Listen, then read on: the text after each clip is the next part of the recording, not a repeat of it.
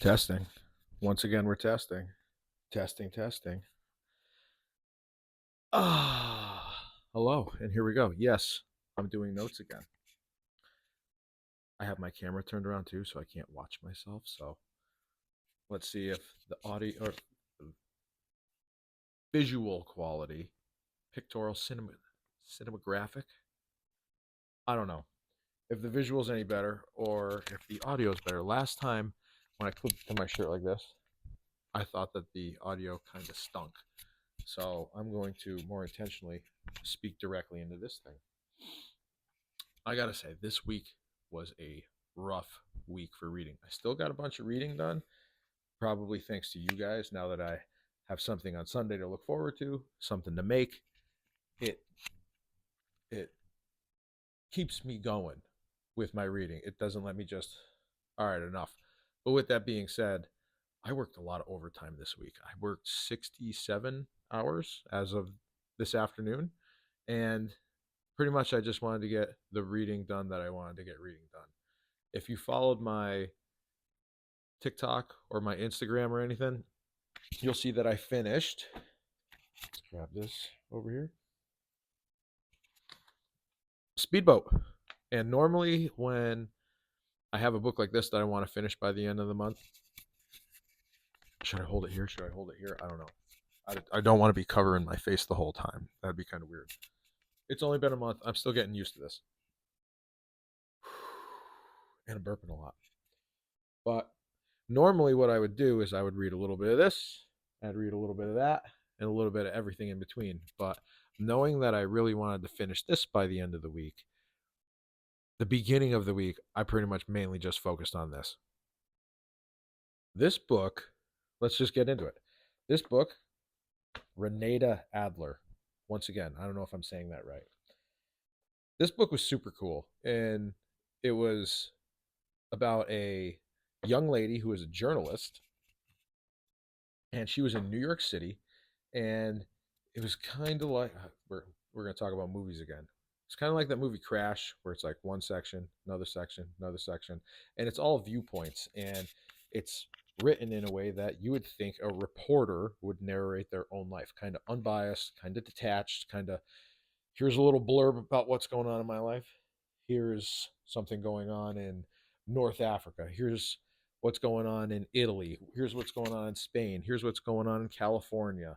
And all of these points of view are really interesting and unique. And then it would be a little bit of her home life and the men she was dating and things like this. I thought it was cool. It had a very fun vibe to it.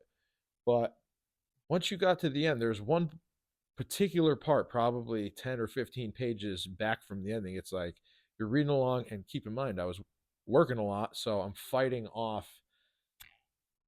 I'm very sleepy. I'm fighting off being overtired. And all of a sudden, it's just like, wait, what just happened? Oh, and then it just off it went back into its same detached, and there'd be another little blurb of, oh, that's coming back up again. Interesting. And without spoiling anything, the the author turns from just being a detached observer into a participant in her own story. She goes from being outside of these stories, which was pretty much the majority of the book, very interesting stories, to wait a minute, you're the main character now. So very cool, very interesting book. And this is the reason why I got into following David Foster Wallace's syllabus. I was looking for something that was gonna teach me something, but I kind of wanted it from his recommendation list. Let me go to the notes. Bear with me. Kind of worked up. Um, yeah, in his syllabus, I found a couple of them, and I'm paraphrasing on here. I'll just read it. This is what DFW meant in his syllabus about the ability to interpret literature and understand the deeper meaning of writing, to read with more intentionality and focus. So, with that being said, in the syllabus, I can definitely see why this is a book that would be in a class of his. It's you can definitely see that this is a teachable piece of a larger picture. All right. And that's Speedboat. Yeah, we're going to move on. Moving on. Moving on. Now, I finished that on Tuesday, I want to say. Late Tuesday, end of the day. And no, it was Wednesday. Because I had to have my truck fixed because I had a hole in my tire that just, I would have less air, less air, less air throughout the week. So finally I got that fixed. No big deal, no problem. And after I finished it, I started coming back to the count. And I know all week we've been hearing about Speedboat, and all month we've been hearing about the count. And I just want to lay this out right and talk about burnout. Do not expect this channel to just be another book and another book and another book and I'm going to just keep buying new books constantly and over, like, oh, got another shipment, and this becomes a huge bookcase of books that I have not read, have not curated, haven't put the time into to care about. That is not what this channel is about. This channel is not going to be about just straight up consumerism of books. That's why I got into reading, to honestly to stop scrolling so much and to get back to the basics, to manage my own stress, to just for me to detach and just, all right, I'm going to sink into a book and not worry about X, Y, and Z. I used to read a lot of nonfiction, like, oh, I have to learn something constantly. Fiction is just, I don't have time for that. And now I go to fiction to escape my phone, to escape the constant notifications, the dings, the updates. But this week, I don't know if you guys heard that sun just turned on, but this week, with how much I was working, I needed a break. So, knowing that this was coming up, I took a little break, took like a day, and then finally, I got back to this chunker, as I like to call it. And you wouldn't think that a classic, I know, I probably only got another 20 pages deep since last week, but this is like trash TV, man. This is love and revenge and lock up. This is everything in a book, and it just hooks you. And after reading something that I got to pay attention to, this is just, I'm going to keep singing its praises. It's going to be fun. Let's go back to the notes because I just don't want to keep repeating myself. So, apparently, this week on Instagram or something, a lot of the book folk, influencers, and what have you, I saw a lot of videos about people who, oh, if a paragraph is this long, I'm not reading it. If a paragraph, if the all these excuses on, well, I'm just not going to read that page, or I'm just going to skip this whole part. Who are you people? Like, I did not know, once again, my own ignorance, that people are out here just skipping chapters, skipping whole chunks of books because they're like, I don't feel like it. And I'm not like a book elitist, but the author wrote that part for a reason. And let's see. I'm going to go back to Speedboat again. I didn't read the foreword or afterword or whatever. I wanted what Renata Adler had to say. And that's what I read. Maybe one day I'll go back. Maybe I'll catch more. I'll have a little deeper understanding of it. But if you're reading a story and you're just skipping whole chunks, like, why are you even reading? And I asked myself this, and I think that the reason that people would do this is to keep up with their channel and keep up with their phone. And why? Like, is it for views? Is it for to sell something? It doesn't make sense. And I saw a couple people were like, oh, well, that's just the case. I'm going to skip it. And this just right over my head. I had no idea. And here's another example. This was written in when 17 or 1700s.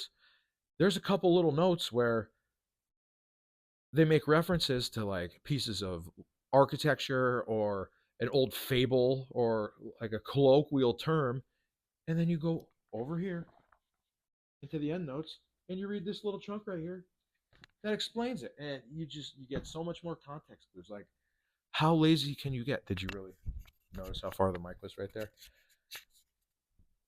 Yeah, yeah, man. Somebody is having the time of their life.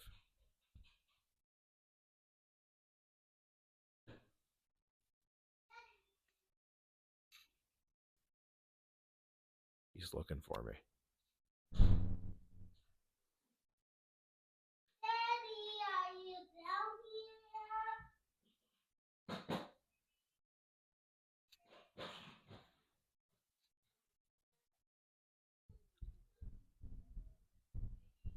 There we go.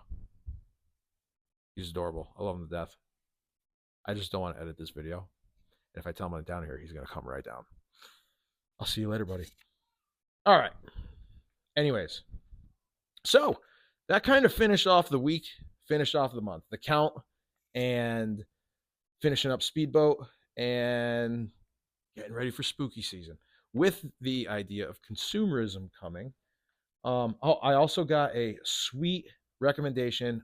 I'll start naming people who recommend me stuff. I don't write it down, but Algernon Blackwood. I found a couple short things from him. He seems like a turn of the century 1900s author that I've never heard of, who does a bunch of creepy, scary stuff. But I found a whole bunch of free books of his on iBooks, free resource. I tried once again with Libby and Acorn. I love the library, but maybe I'm not doing it right. Everything's either just read a sample or get a notification later. It's super annoying. I've had a couple wins with those, but the free section of Apple iBooks, Algernon Blackwood. I think the first one I'm going to be reading is The Willows. It's like 90 something pages, but I put mine into big bold font, so it'll be like 115. But this month coming up, that's fun. The book clubs and spooky season and everything. What am I reading next? So, one of the book clubs I'm in, and also happens to be on the same David Foster Wallace syllabus. Lonesome. Can you see that? Once again, I don't have the phone flipped. Lonesome Dove with a little bit of the sparkles in the cover. Got this on eBay for like $9.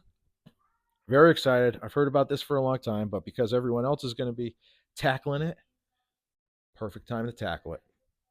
I don't know much about it, except it's the second in a trilogy about a cowboy, and everyone who has read this and commented on this, I think I mentioned it when I bought it last week, says it is a perfect book and that they wish that they could read it for the first time once again.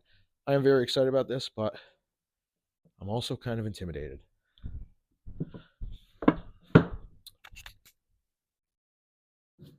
This one I would love to get into. I don't know if I'm going to have time.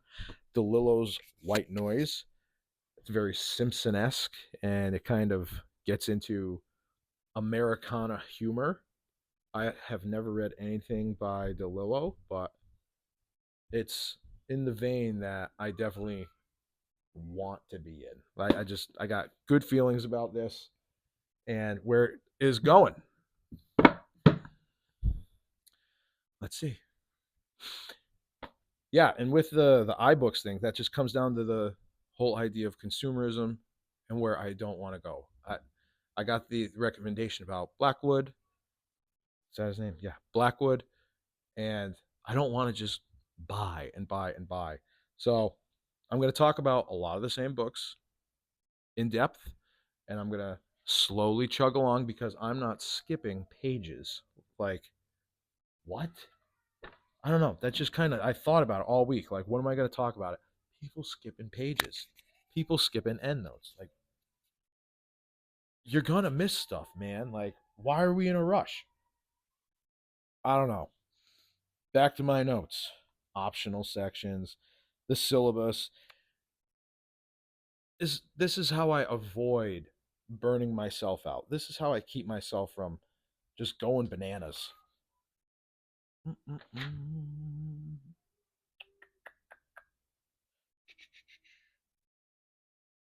Yeah, I had the poetry library haul. Didn't really read a whole bunch with that.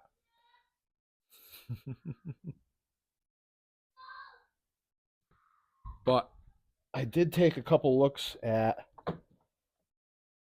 Mr. Ginsberg's poems. Definitely, he's like punk rock. Like this is very punk rock, in your face. I don't know if he would be considered a beat or in the beats. I haven't really educated myself too much, but if you have any other beat poetry recommendations, let me know. I talked about this one. I think I'm gonna have to take it out again. Shirley Jackson's "We Have Always Lived in the Castle." This looks super cool. I think it's pretty short too. Let's check. Yeah, it's only like 140 pages. So, and I'm definitely committed to not doing another burnout week because I thought I would be able to do so much, and I really screwed myself with my lack of sleep. But I'm here Sunday. It's been a month, and let's do a recap of the channel. Like I just started this sitting here. I organized my books. I kind of showed you guys what I was into at the time. I got a ton of sick recommendations, and yeah, this has really been helping me get more. This is like the reading life that I have always wanted to curate for myself. So hopefully you guys are all getting something out of this. If you are, once again, I'm not shy about like and subscribe and please comment. I want to get feedback from everybody. What do you guys think about the books? What do you guys think about the pace that we're going at? I'm having fun. I hope you are too. How is the microphone? How is this camera this time? Let's see. Let's take a get and a gander. Is there anything else that I wanted to talk about? Yeah, man. I'd say we're doing pretty good. I'm stalling right now because I know as soon as I turn this thing off, I'm gonna remember what I wanted to say. Yeah, I got these big chunkers that I want to take care of, but right now, one at a time. So coming up in October, we got definites. Lonesome Dove. I'm probably gonna feel out DeLillo. Shirley Jackson. We Have Always Lived in the Castle. Um, yeah, and not going crazy. I'm going to be working less overtime for Q4. Just focus on my sleep, focus on relaxation, focus on not stressing out, and making sweet ass content for you guys. Is that a swear? I don't know. So if this was a short one, so be it. It's been a month. I got 50 subscribers. Let's try and double it for the next month. Thank you, everybody, for tuning in. I really, really appreciate you guys. And I'll see you next Sunday for Shelf Life 5. This is 4. So thank you again. Later, y'all.